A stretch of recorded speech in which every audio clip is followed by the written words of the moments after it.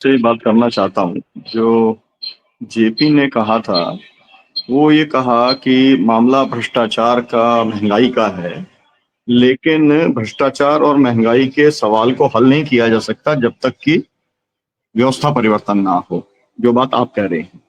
और वो व्यवस्था परिवर्तन जो है, वो आपको मालूम है कि मतलब आप लोग तो उस मूवमेंट के प्रोडक्ट हैं। तो उन्होंने जो एक शर्त रखी शांतिमयता की, और एक शर्त रखी निर्दलीयता की। मतलब निर्दलीयता को लोग ऐसा मानते हैं कि वो नॉन पार्टी, लेकिन असल में वो ये था कि जो छात्र संघर्ष वाहिनी है वो किसी पार्टी के साथ एफिलिएट नहीं होगी। उसमें जो है अलग अलग जो भी धाराओं के साथी हैं वो रहेंगे, और जब जो भी कुछ तय होगा वाहिनी के अंदर, वो उस निर्णय को मानेंगे, किसी पार्टी के निर्णय को नहीं मानेंगे, क्योंकि पार्टी में जो रहता है वो पार्टी के निर्णय को मानता है। तो ये दो सवाल थे। तीसरा व्यवस्था परिवर्तन की बात थी। मेरा अब कहना यह है, तब से लेकर हम अभी सीधे आ जाते हैं क्योंकि समय कम बचा है।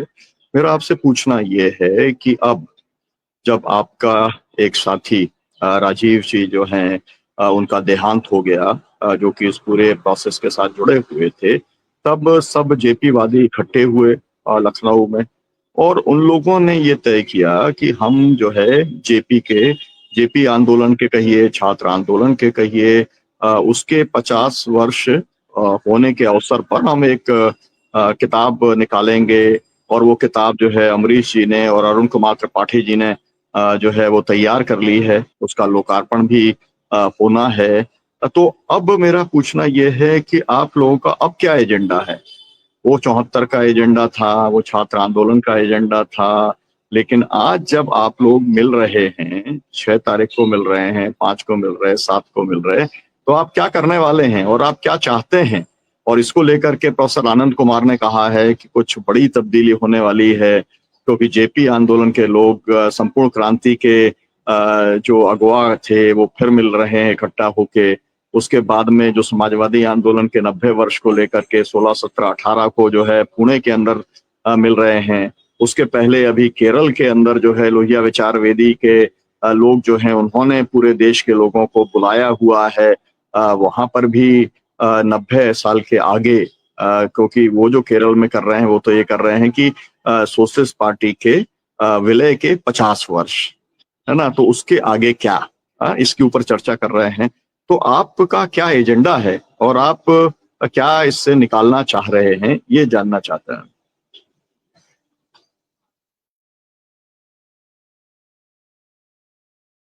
अनम्यूट कर लीजिए। आप म्यूट हैं, अनम्यूट कर लीजिए। आप म्यूट हैं, अनम्यूट कीजिए पहले। हाँ। नीलम जी, आपने वर्तमान में हम क्या करना चाहते हैं और क्या हमारा लक्ष्य है, इसके बारे में जो कहा वो ठीक है, सही प्रश्न है, बहुत महत्वपूर्ण प्रश्न है। हमारे साथी राजीव केशव की ही डेथ नहीं हुई। पिछले 2 सालों में या पिछले 5-10 सालों में हमारे 40 साथियों की डेथ हुई। 40 साथी हम में से चले गए, महत्वपूर्ण साथी। अभी अभी हाल में महाराष्ट्र में मोहन हीराबाई हीरालाल, जिन्होंने एक महत्वपूर्ण प्रयोग गढ़चिरौली जिले में किया था, आपको फिर से जुड़ना होगा, आवाज नहीं आ रही है। आ नहीं रही आवाज? आवाज आ रही है? हेलो जी, हेलो, तुम्हारी आवाज आ रही है ना? नहीं, आवाज नहीं आ रही। आपको फिर से जुड़ना आवाज पड़ेगा तो उनको। मैंने इसको म्यूट कर दिया है। रिकॉर्डिंग जी बोलिए बोलिए, अब एक आ रही बार है, आ रही है चलिए आवाज, आगे बोलिए। बोलिए। तो हमारे जो साथी है, दिवंगत साथी, जिनको हम नमन कर रहे हैं सबको यहाँ पे, जो 50 वर्ष पूरे होने में, वो हमारे बहुमूल्य साथी थे।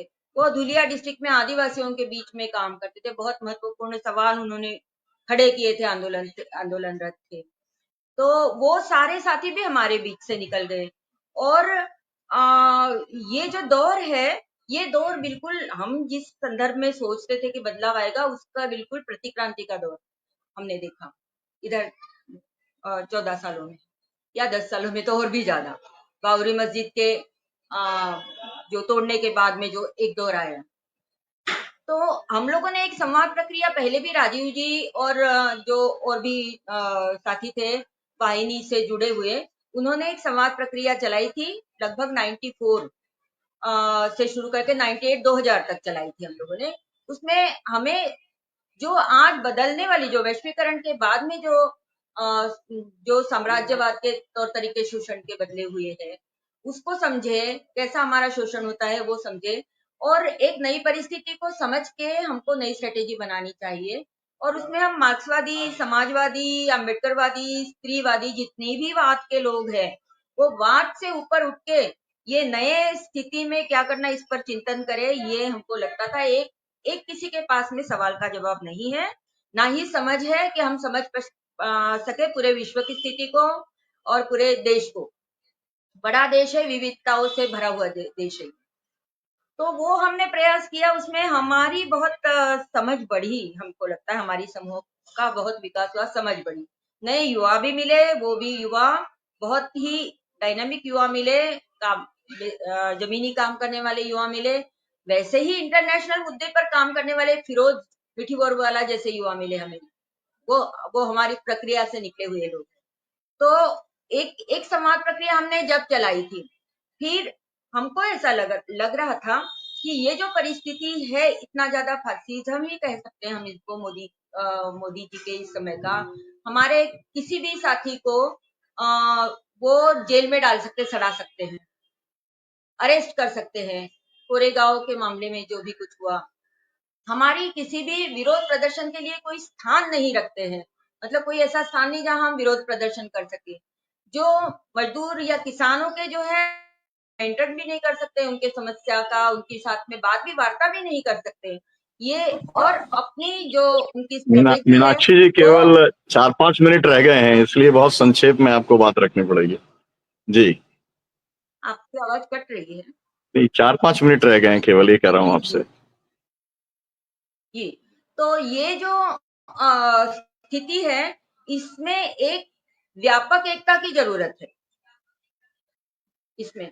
और हमने ये देखा कि जो छोटे छोटे संगठन व्यापक एकता के नाम पर वो कभी होती नहीं, लेकिन हम ये माने कि जेपी ने उस समय जिस तरीके से जवाब दिया था गैर कांग्रेसवाद के नाम पर, क्या गैर बीजेपी या गैर सांप्रदायिकता या गैर फांसीवाद के नाम पर हम ऐसी ताकत खड़ी कर सकते हैं क्या, जिसमें हम हमेशा मानते हैं कि समाजवादियों की भूमिका भी बहुत महत्वपूर्ण होगी, और उसमें विपक्ष में बैठे हुए अन्य सत्ताधारी दल की भी हो सकती है, लेकिन उसका नेतृत्व जो निर्दलीय लोगों के हाथ में होना चाहिए ताकि वो ताकत बनाए रखे।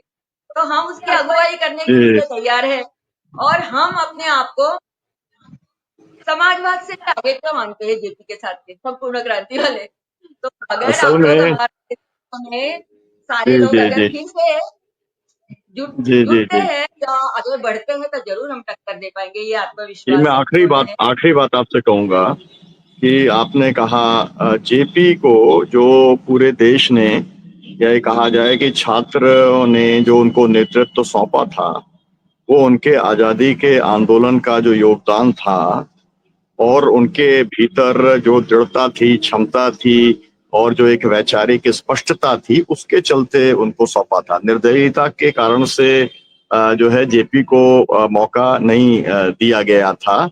मतलब ये बात एकदम साफ है, हिस्ट्री के अंदर साफ है। और जो पार्टियां मिली थी वो इसलिए नहीं मिली थी कि भाई वो सब तो पॉलिटिकल पार्टीज थी और सबने मिलकर जनता पार्टी बनाई थी जेपी की प्रेरणा से, और लोकतंत्र की बहाली के लिए उन्होंने बनाई थी। तो वो अपने आप में एक बड़ी पॉलिटिक्स थी। तो और आपको ये भी मालूम है कि ऐसा नहीं हो सकता कि पॉलिटिकल विचारधाराओं के लोग आए और वो एक निर्दलीय जो है किसी समूह को अपना नेतृत्व सौंप दें। ये तो होने वाला नहीं है।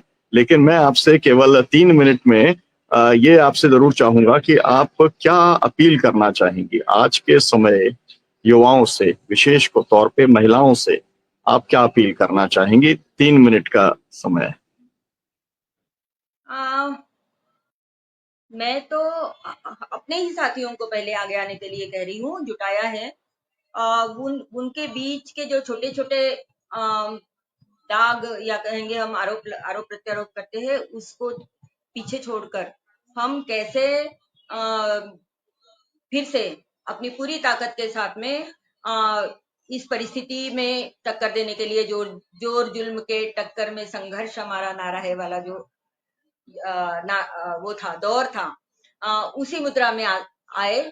चाहे हम 70 साल के हो, जेपी 70-72 साल के में चले थे हमारा नेतृत्व करने के लिए, और हम अगर जनता उठती है ना, तो हम सारे लोग कई जेपी पैदा होंगे, हम में से कई जेपी होंगे उनका मार्गदर्शन करने के लिए। आगे क्या होगा, नेतृत्व किसके हाथ में रहेगा, ये आगे का सवाल है, लेकिन नेतृत्व में नए लोग आने चाहिए। ये जो है ना बूढ़े बूढ़े लोग, वो आज की परिस्थिति को बिल्कुल नहीं समझते हैं, मुझे लगता है।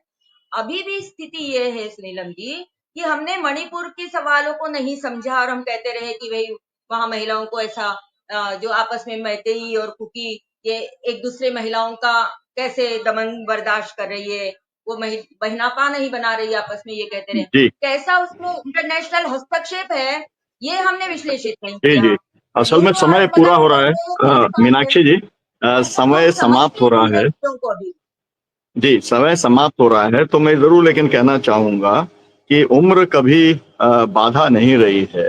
आजादी के आंदोलन के अंदर भी 23 साल के अंदर शहीद भगत सिंह जो है वो तख्ते पर चढ़ गए, उन्हें फांसी हो गई, और वहां उनसे लेकर के और सुभाष चंद्र बोस तक सबने अपना जो नेता माना, वो माना महात्मा गांधी को। उसके आगे अगर बढ़ें, समाजवादियों ने 17 मई 34 को जब अपना कांग्रेस सोशलिस्ट पार्टी बनाई, उसके अंदर उनके जो पितामह के तौर पर थे वो आचार्य नरेंद्र देव थे, जो कि सीनियर मोस्ट थे। तो आंदोलनों के अंदर कभी उम्र जो है वो उसका बहुत ज्यादा महत्व नहीं रहा है। तो आप बुजुर्गों को आप माइनस करके आपको अगर लग रहा है कि कुछ नया होने वाला है, तो क्रांति और इतिहास तो नया नया लिखा जाता रहा है। उसके अंदर, इतिहास के अंदर कुछ रिपीटिशन नहीं होता है, हर बार कुछ नया होता है, क्योंकि समाज के अंदर एक सृजनशीलता है। तो हम उसको लेके बात करते रहेंगे। अभी तो राकेश रफीक जी के बारे में नहीं बात हो पाई, उन्होंने किताबें लिखी हैं तमाम सारे जन आंदोलनों के ऊपर, आंदोलनों के भागीदार रहे हैं, और जितने आंदोलन में उन्होंने